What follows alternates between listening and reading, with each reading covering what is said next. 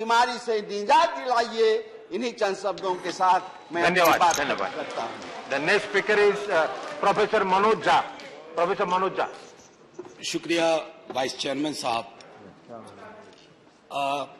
कोई भाषण की शक्ल में नहीं है, एक शोक संतप्त गणतंत्र के एक अदना नागरिक समझिए या एक जनप्रतिनिधि समझिए, उसकी ओर से कुछ बातें कही जा रही हैं। और सबसे पहले माफीनामा उन तमाम लोगों को जिनकी मौत को भी हम एक्नॉलेज नहीं कर रहे हैं, जो हम जान ही रहे हैं कि वो मारे गए। तो ये माफीनामा सर सिर्फ मेरा नहीं है। मैं इसलिए ये बात कह रहा हूं कि मई के महीने में मैंने 6 आर्टिकल लिखे। संसद चल नहीं रही थी, कहां अपनी शिकायत ले जाते, किससे कहते। मुझे भाजपा के मित्रों ने, कई साथियों ने कॉल किया, बधाई दी। मैं उनका भी एहतराम करता हूं और कहता हूं कि ये भरोसा इस सदन का है कि हम सबको एक साझा माफीनामा उन लोगों के नाम भेजना चाहिए जिनकी लाशें गंगा में तैर रही थी। किसी ने कह दिया ये, किसी ने कह दिया वो।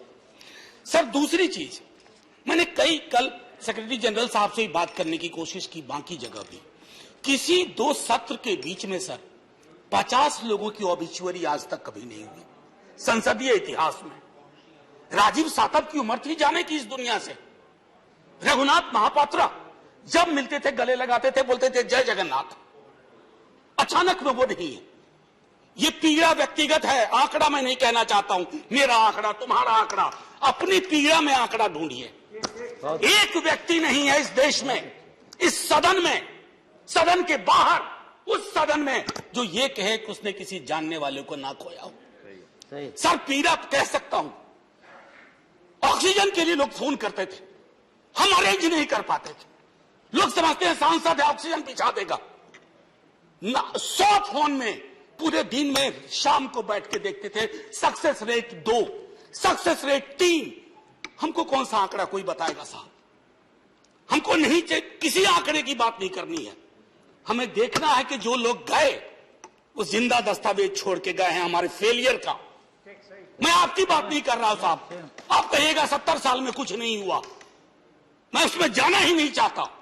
ये कलेक्टिव फेलियर है 47 से लेकर अब तक की सारी सरकारों का। क्या बना दिया हमने? मुझे पता नहीं था कि अस्पताल और ऑक्सीजन का क्या रिश्ता होता है सर। ईमानदारी से कहता हूं, मैं मेडिकल बैकग्राउंड से नहीं आता हूं।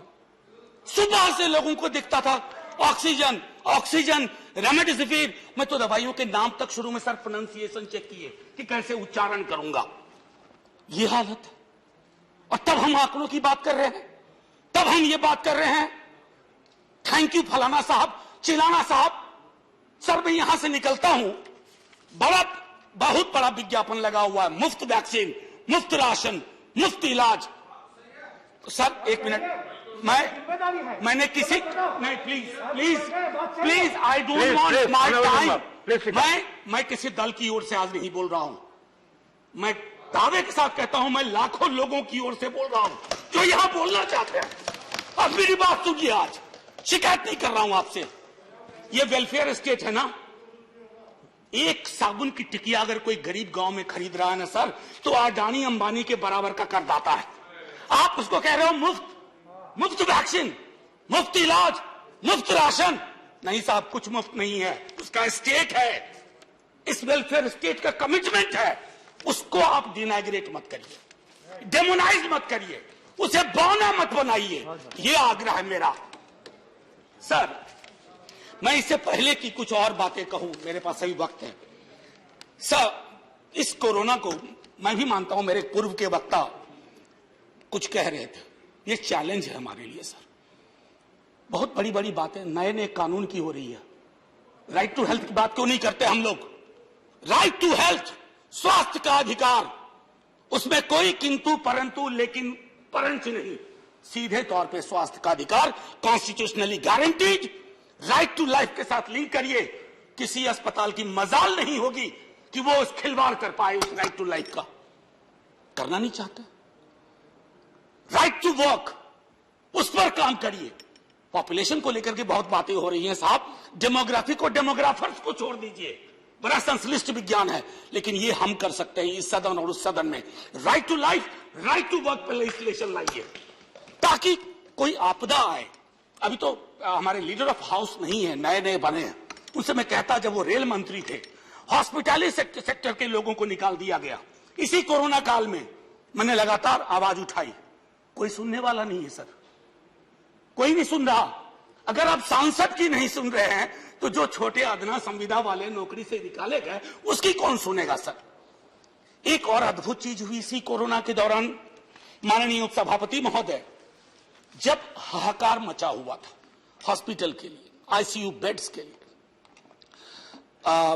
दवाइयों के लिए, यह हाहाकार जब मचा हुआ था उस दौर में सर कई चीजें हुई, जिसमें से एक जो महत्वपूर्ण चीज मैं जिसका जिक्र करूंगा, उस हाहाकार में सरकारें, मैं सिर्फ केंद्र को नहीं कह रहा हूं, कई राज्य सरकारें भी नदारद थी। वो 1.5 महीना कैसे बिताया है इस मुल्क ने। हमारे सदन के कोई लोग बड़े मुश्किल से बच के आए, मैं नाम नहीं लूंगा।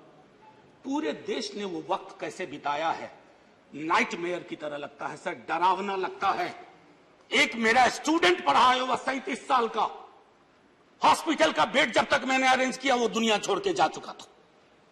मैं इसलिए बार बार इसको इसलिए ये कह रहा हूं कि इसमें व्यक्तिगत पीड़ा को ढूंढिए, तब हम इसका निदान ढूंढ पाएंगे। मेरी नाव तुम्हारी नाव, मेरा काल तुम्हारा काल, ये तो बहुत कुछ हुआ, इस भौकाल से आपको कुछ हासिल नहीं होगा। सर बस 1 मिनट और लूंगा, जो मैं कहना चाह रहा था। सर एक खत मैंने मृतात्माओं के नाम लिखा था, कुछ कर नहीं पा रहा था, बेबसी में एक खत लिखा, जो लोग इस दुनिया से चले गए।